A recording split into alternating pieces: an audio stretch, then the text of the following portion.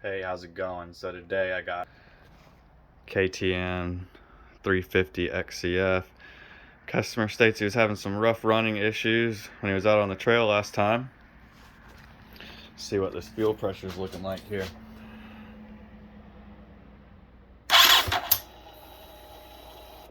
Yeah, she ain't gonna run with only 30 psi. So we'll get a pump on the way and get this girl back on the trail. Thanks for tuning in.